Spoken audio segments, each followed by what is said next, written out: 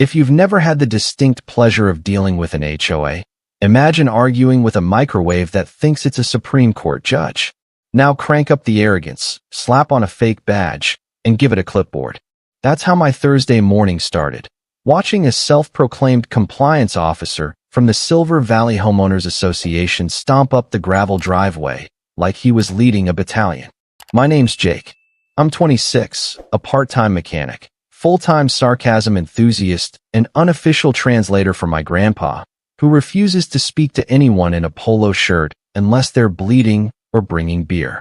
Grandpa's 78, a Vietnam vet, proud ranch owner, and the only man I know who's successfully scared off a cougar by growling back at it. He's lived on this ranch since '73. Built the place with his own hands. Barn, porch swing, even the mailbox that looks suspiciously like a cannon. Long story. It's technically outside Silver Valley's limits, but that didn't stop the HOA from trying to sink their khaki claws into it when the area expanded. Or, as Grandpa called it, when the yuppies started planting mini-mansions on postage stamps. Enter Clipboard Cowboy. He rolled up in a dusty white Prius that screamed midlife crisis with a fuel budget, and stepped out wearing aviators like he expected applause. He had that classic HOA strut, stiff back, puffed chest, and the unmistakable aura of a guy who's read too many bylaws and not enough room temperature reality. "Sir," he said, already half yelling even though we were 10 feet away, "you are in violation of Code 14B, Article 9, regarding unauthorized livestock containment." I blinked. "You mean the fence?" He clicked his pen like it was a weapon. "The barbed wire exceeds regulation height. It poses a liability risk to community members." Grandpa didn't move. He was sitting in a lawn chair under the big oak, polishing his boots like this was just another day in the Wild West, which, to him, it pretty much was. "I didn't know I had any community members," he said without looking up. Clipboard Cowboy didn't flinch. "Silver Valley's jurisdiction now includes this property. As of last quarter's expansion, this ranch falls under our governance." Grandpa looked up. Slowly. He squinted like he'd just been asked to solve a quantum physics problem using a potato. "I didn't vote for that." "You didn't have to. It was approved by the board." The man adjusted his badge. Yes, badge. Because apparently the HOA hands those out now, like they're playing sheriff in a spaghetti western filmed in suburbia. I couldn't help myself. "Hey, does your badge come with a plastic revolver and free juice box? Or is that only for full-time officers?" He didn't laugh. HOA people rarely do. Then came the real kicker. "I'm here to issue a formal notice of eviction," he said, like he was reading lines in a courtroom drama that only existed in his imagination. "You have 14 days to vacate, or enforcement action will be taken." Grandpa stopped polishing. Stood up, real slow. His boots hit the dirt like thunder, and the way Clipboard Cowboy's eyes darted to them. I swear he thought Grandpa was going to duel him at high noon. "You come onto my land, uninvited, tell me I'm being kicked off the ground I bled to buy, and you think I'm just going to hand over the keys?" Grandpa asked, walking toward him with that lean he gets when he's restraining the urge to throw someone through a fence. "Tell me, son, you ever built something with your hands? Ever buried a dog you raised from a pup right there in the pasture? You ever watched sunrise over your own field, coffee in hand, knowing no one can take that from you?" Clipboard Cowboy hesitated. For a second, just a flicker, his mouth actually opened, but then he recomposed himself. "This is not personal, sir. This is policy." Grandpa laughed. The kind of low, gravelly laugh that comes from a man who's survived things this guy couldn't pronounce. "Policy? Let me tell you about your policy. My landline's been blowing up with your notices, your threats, your fine print. You sent letters, you sent warnings. I wiped with them. Now you send a boy with a laminated ID and a rulebook?" I swear the guy flinched at wiped. The situation should have ended there. A normal man would have backed off, realized maybe, just maybe, he was out of his depth. But not this guy. No, this guy pulled out a folded legal document and handed it to me like it was a grenade with the pin already gone. 14 days. This is your official notice. Noncompliance will result in forced removal. I took the paper, skimmed it, and immediately spotted 3 typos and a clause citing a subdivision animal control ordinance that didn't even apply to ranches. Who wrote this? I asked. A sleep-deprived intern with a vendetta against cows. Enforcement begins immediately, he said, already walking back to his car. Next visit will involve legal officers. And with that, he drove off, dust swirling behind his Prius like it was some epic retreat, even though his front bumper was held on with zip ties. I looked at Grandpa. He's serious. Grandpa spat into the dirt. So am I. I knew right then, we weren't just dealing with some paperwork problem. This was a war. And this guy? He just picked the wrong ranch to mess with. The next morning, I woke up to the sound of hammering. Not unusual around here. Grandpa once rebuilt a tractor engine in the kitchen because he said it deserved heat and respect. But this was faster, angrier. I threw on jeans, walked outside, and saw Grandpa boarding up the old tool shed like he was expecting a hurricane made of paperwork. What's going on? I asked, still rubbing sleep out of my eyes.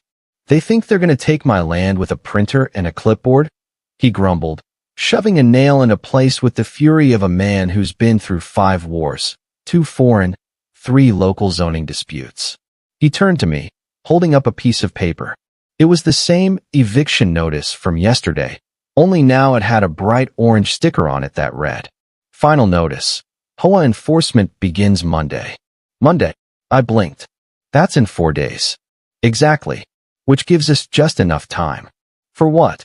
He smiled the way only Grandpa can smile, like he's got 6 moves already played in his head, and all of them end with someone getting pantsed in public. For countermeasures. Now, here's the thing about my grandfather. When he says countermeasures, he doesn't mean calling a lawyer. He means digging up the deed to the land, assembling a binder thicker than a diner menu, and making 6 copies of it, each annotated, highlighted, and tabbed with color-coded vengeance. We started with the basics, land records. Grandpa had documents proving the ranch was technically county property, not under HOA jurisdiction, thanks to a zoning loophole so obscure it probably hadn't been read since the Carter administration. He even had an official letter from the county registrar dated 2003 confirming his exemption from residential HOA covenants. Signed and notarized. Twice. Didn't trust the first notary, Grandpa explained. While I handled the scanning and emails, Grandpa took a different route. He started inviting neighbors. By sundown, we had a small militia gathered under the oak tree. There was Marcy from 2 plots down, who hated the HOA with the fire of 1,000 HOA violations. There was Curtis, who owned a goat rescue and once got fined $500 for unauthorized bleeding. And then there was old Jim, who claimed the HOA tried to sue him for building a treehouse visible from the road, despite the fact it was for his blind grandson. They all brought snacks and stories. Some of them were terrifying. One guy said he got fined for leaving his garbage cans out 10 minutes past pickup. Another had his kid's lemonade stand shut down for unlicensed commerce. "This ain't just about your grandpa's ranch," Marcy said. "These clipboard crusaders think they can roll over anyone who doesn't roll up their flag." By nightfall, the HOA's little stunt had sparked something bigger, a community. But the HOA wasn't done. The next day, they struck back. This time, they brought paperwork with a vengeance. 4 envelopes arrived in the mail, all with the HOA's ominous blue and gold logo stamped across the front like some suburban seal of doom. Each one had a different notice. Unauthorized agricultural machinery stored in view. His tractor. Non-standard fencing height. Again, the barbed wire. Improper structure signage. The hand-painted "No HOA beyond this point" sign Grandpa made. And my personal favorite. Unregulated livestock operation. He has 3 cows and a horse. That's not an operation, that's breakfast. Grandpa read each one in silence, then stacked them neatly and used them to level the wobbly leg on his workbench. I was fuming. "We need a lawyer. We need a bigger hammer," he muttered. But we compromised. I made a few calls, one to a guy I knew from town who handled rural zoning law. Turns out, he'd already heard about our situation, so had a lot of people. Seems our HOA guy, who I later learned was named Darren, of course, had been making enemies all over the valley. Darren wasn't just a clipboard enthusiast.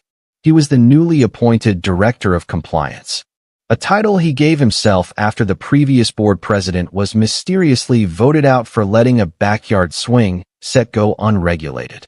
His weapon of choice wasn't law, it was intimidation. He'd show up, throw around fake authority, issue fines that no one challenged, and rely on folks not knowing their rights. Which brings us to Saturday. That's when Darren showed up again, but this time, with backup. 2 men in HOA logo polos stepped out of a black SUV that looked like it had never seen a dirt road in its life. One carried a tablet. The other carried a measuring wheel. Darren strutted in like a mall cop on caffeine, sunglasses on, and clipboard in hand like it was a sacred relic. Compliance inspection, he announced. Grandpa didn't even look at him. He just pointed at a laminated copy of the county exemption posted on the fence. Already filed with the registrar. You've got no jurisdiction. Darren didn't blink. That document is under review. Until it's confirmed invalid or outdated, your property is subject to our enforcement schedule. You made that up, I said flatly. Darren smiled. It's in our emergency compliance override protocols. Grandpa tilted his head. So, you invented a loophole to ignore the law? No, Darren said, smugly. We implemented a contingency structure for unresponsive properties. There was a moment of silence. Then Grandpa looked at me and said, Translate. I sighed. He means he's trying to pretend your legal exemption doesn't count because it's inconvenient. Grandpa chuckled. Son, I've met insurgents more honest than you. Darren took a step forward. As of Monday, enforcement begins. If you are still on this property after 8 a.m., legal action will be initiated. That includes potential sheriff intervention. Grandpa didn't blink. Then I guess we'll see what your sheriff thinks. Darren smirked like he'd already won. Oh, I think we will. And just like that, he turned and walked away again, with his polo-clad lackeys measuring fence height like it was the Berlin Wall. But what Darren didn't know, what he couldn't have known, was that Grandpa already had a sheriff in mind. And that sheriff didn't play nice with clipboard cowboys. Sunday was quiet. Too quiet. The kind of quiet where you know something's about to explode, but the birds keep chirping anyway because they've accepted the inevitability of chaos. Grandpa spent most of the day cleaning his boots again, which is his version of sharpening knives. I spent it prepping documents, printing off zoning maps, county property laws, and even a scanned copy of an old photo of Grandpa shaking hands with the mayor from 1988. Just in case he forgets who helped build this town, Grandpa said, tucking it into his folder like a trump card made of Kodak paper and local politics. Now, here's where things got interesting. The sheriff. Not the HOA's legal officers or Darren's pretend police buddies. The actual county sheriff. Grandpa's been friends with Sheriff Bill Dawson for decades. They played in the same poker group, served in the same unit back in Nam, and once got drunk and accidentally branded a lawn chair because they mistook it for a cow. You don't forget friendships like that. You just occasionally walk funny when you sit on the wrong chair. So Sunday night, just after the sun dipped behind the barn and the sky went that deep purple color that says, brace yourself, a county patrol cruiser pulled up the gravel drive. Sheriff Dawson stepped out, still wearing those ridiculous snakeskin boots, still carrying that old thermos he swore kept coffee hotter than the sun, and still walking like the ground should feel lucky he's stepping on it. Bill, Grandpa greeted. Rudy, Sheriff nodded. They didn't shake hands. They didn't need to. They just stood there for a second, two stubborn oak trees that knew the storm was coming and weren't moving an inch. Then the sheriff glanced at me. Heard you stirred the HOA beehive. They showed up with a measuring wheel and an eviction notice, I said. And Darren threatened legal enforcement. Darren, Sheriff grunted. That the one with the sad little badge and the car that looks allergic to mud? That's the guy. Sheriff took a sip from his thermos. Darren's filed 6 complaints this week. One was about a lawn gnome being aggressively whimsical. Sounds about right. Sheriff nodded. I'm here to let you know, county's got your back. Your exemption's solid. This ain't their land. Not today. Not ever. Grandpa didn't say anything, but his eyes, sharp, focused, softened just a bit. Then, as if they'd rehearsed it, he handed Sheriff a copy of the folder. Everything in one place. The county seal practically glowing on the front page. "I'll make sure this stays on record," Sheriff said. "Now, you want me here tomorrow morning?" Grandpa grinned. "Wouldn't miss it." Monday, 7:58 a.m. The driveway was already buzzing. Darren arrived early. Of course he did, wearing a suit this time. A suit. Like he thought this was a courtroom and not a gravel driveway in rural America. He brought a notary, a videographer, and two security guys who looked like they got lost on the way to a PDA meeting. One of them was holding zip ties. "Zip ties. Good morning," Darren said loudly, looking around like he expected a crowd or a camera crew. "Today we begin enforcement of HOA Code 14B, Article 9, subsection." He stopped talking, because that's when Sheriff Dawson's cruiser pulled up, lights off, but every inch of his presence louder than a freight train. The moment the tires crunched over the gravel, Darren's expression shifted from smug dominance to confused pre-panic. Sheriff stepped out. Calm. Controlled. Darren turned on the charm. "Oh, good morning, officer. Thank you for arriving on time. We were just about to begin enforcement procedures under the HOA code as authorized by our legal." Sheriff held up a hand. Just a single hand. Darren froze like someone had hit pause. "Mr. Darren," Sheriff said, slow and measured, "you are currently trespassing on private property." The notary's pen stopped mid-signature. Darren cleared his throat. "With respect, sir, this land falls under Silver Valley jurisdiction as of." "No, it does not," Sheriff cut in.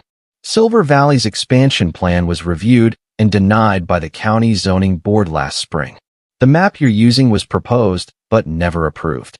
I swear Darren's collar tightened all by itself. "But we filed our own zoning structure. I saw it. It's not legally binding. You submitted it to the HOA board, not the county. That's like mailing your taxes to Santa Claus." That one got a snort from Grandpa, who was now casually leaning against the barn like this was better than cable. Sheriff took a step forward. "Furthermore, this man," he pointed to Grandpa, "has a lifetime exemption grandfathered in through County Resolution 204C, which, I remind you, supersedes any HOA provision." Darren's face turned a shade of pink I can only describe as uncooked chicken meets righteous panic. Still, he tried. "Well, then I'd like to file an appeal." Sheriff took another step, close enough now that even the clipboard looked nervous. "There is no appeal process for laws that don't exist in your jurisdiction, Darren. But, this property is non-compliant with residential aesthetic ordinances. And this is agricultural land," Sheriff said. "Aesthetics aren't your jurisdiction. Cows don't care about your Pinterest board." Now Darren was breathing fast. His lackeys started inching toward their SUV. The zip-tie guy actually hid them behind his back like maybe no one had noticed. Then, oh, this was chef's kiss. Sheriff reached into his breast pocket, pulled out a folded document, and held it up. "This is a cease and desist order, signed this morning. You are to leave this property immediately. Any further attempts to harass Mr. Rudy here will be considered harassment and prosecuted accordingly. Understood?" And then it happened. Clipboard Cowboy Darren, Director of Compliance, Master of Fine Print, Defender of Suburban Order, saluted. I kid you not. Out of pure nervous instinct or misguided habit, he gave the most awkward, stiff-armed, Cub Scout-looking salute I've ever seen. Sheriff blinked, then slowly, and very deliberately, saluted back. Darren's face paled like he just realized he'd accidentally pledged allegiance to the man kicking him off the land. "Now get," Sheriff said, dropping the salute, "before I decide to cite you for impersonating an officer." The SUV peeled out so fast, it left a patch of rubber on the gravel. Darren didn't even look back. I swear I saw his clipboard fly out the window. Grandpa exhaled through his nose. That was the closest he ever came to a cheer. Sheriff turned to him and grinned. "Told you we'd handle it." "Didn't doubt you for a second," Grandpa said, but I could see the relief flicker across his face like the sun breaking through storm clouds. By Tuesday, the HOA might as well have painted a target on Darren's back and handed out darts. Word spread faster than a brush fire in July. The kind of small-town wildfire that doesn't need internet, just old-fashioned porch gossip and a few strategically placed flyers at the diner. Darren's glorious salute to eviction was retold so many times that by Wednesday, someone said he cried. He didn't. Probably. But the truth had long been trampled under the boots of poetic justice. You'd think he'd lie low after being publicly dressed down by the county sheriff. Nope. See, Darren had one tragic flaw. He thought he was the hero of this story. And like all bad self-written protagonists, he believed the rules didn't apply if he just reinterpreted them with enough fake authority and bold font. So instead of retreating into HOA obscurity, he went for round two, but this time through email. He blasted the entire Silver Valley community with an urgent HOA update, in which he accused Grandpa of engaging in unlawful land resistance, cited multiple fake ordinances, and even claimed the sheriff's visit was misrepresented by hostile individuals seeking to undermine community unity. The best part? He attached a photo of himself in front of Grandpa's fence, cropped to just barely hide the sheriff's cruiser in the background. Marcy from 2 plots down forwarded the email to me with the subject line, "Tell your grandpa he broke the HOA." But Darren wasn't done. He called a board meeting, mandatory attendance for all Silver Valley residents.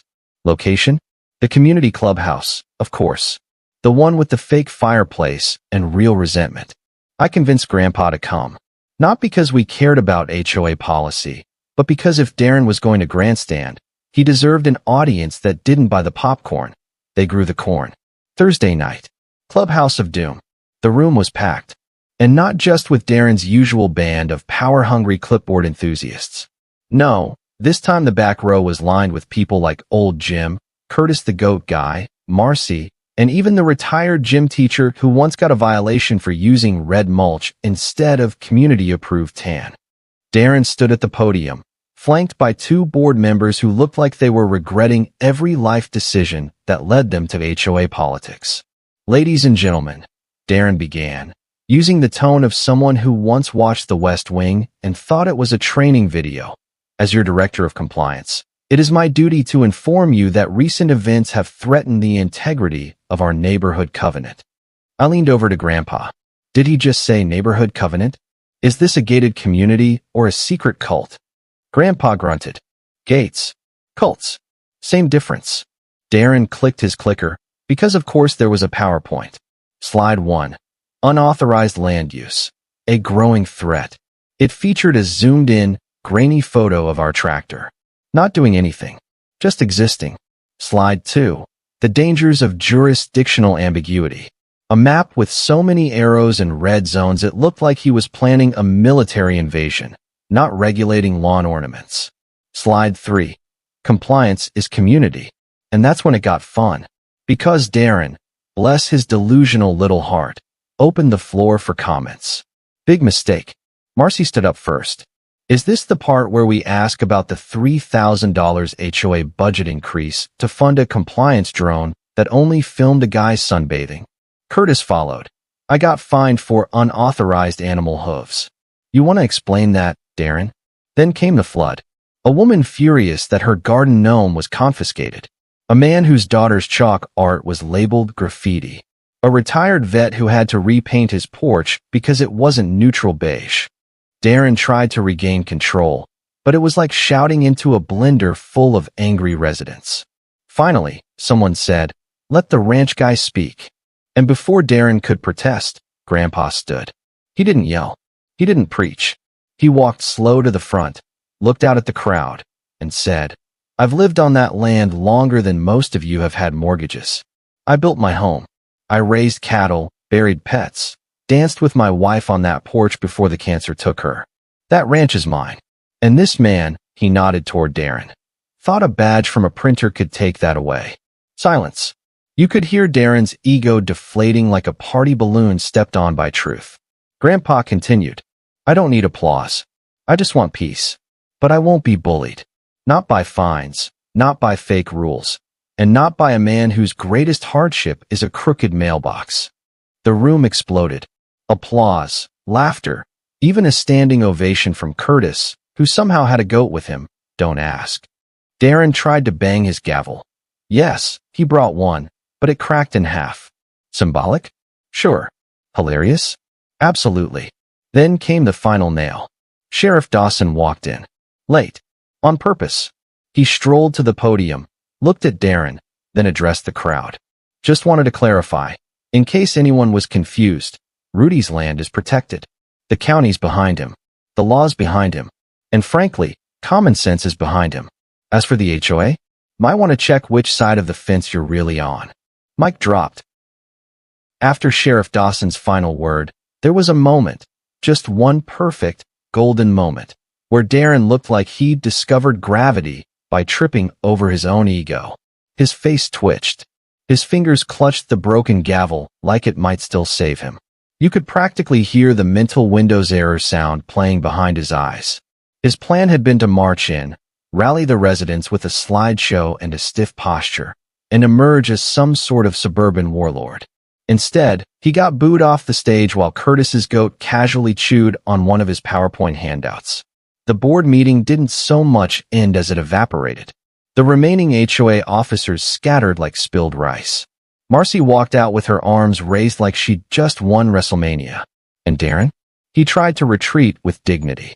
Unfortunately, dignity doesn't exist when you're dragging a broken gavel and being followed by a goat. The next morning, it got worse. Someone, no one admitted to it, plastered the town with posters that read, "Resistance is mootiless," featuring a very flattering photo of Grandpa and a very unflattering photo of Darren mid-salute. The flyer also included a link to a website called freethiranch.com, which I may or may not have built overnight with a template labeled Political Scandal. It featured a countdown timer to the next HOA board election and a section called Darren's Greatest Hits, with downloadable PDFs of his most ridiculous finds.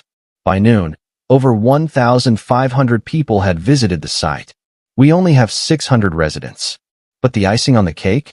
The HOA board, likely in a panicked effort to stem the PR hemorrhaging, called an emergency vote of no confidence. And by Friday morning, Darren was removed as Director of Compliance. Not suspended. Not reassigned. Removed. No clipboard. No badge. No gavel. No power. Word is, he tried to appeal the decision using the HOA's internal grievance procedure. But the new interim board president, Marcy, of course, filed his appeal under the category of excessive gall. I asked her if that was a real category.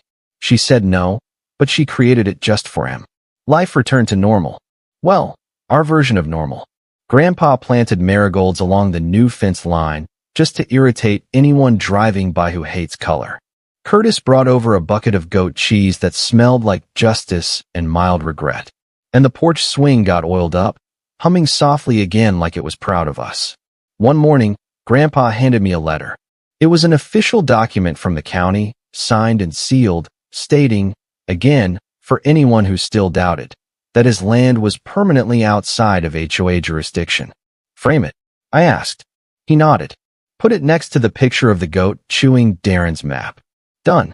Sheriff Dawson dropped by for coffee that week.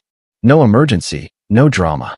Just old friends, sitting under an oak tree, watching the sky go gold over fields no HOA could touch. Think it's over? I asked.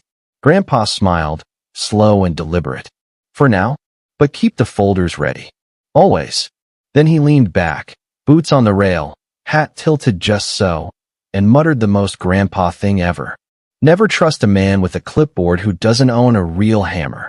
As for Darren, last I heard, he applied for a position at a different HOA, 3 towns over. He listed community leadership and compliance initiative success on his resume. Apparently, during the interview, they asked him about Silver Valley. He said, and I quote, "It was a hostile environment, full of goats and unregulated cows." They didn't hire him, but they did share the resume with us. It's framed, right next to the porch swing. Thank you for being with us. Please share in the comments where you are watching from and whether you liked everything, and see you next time.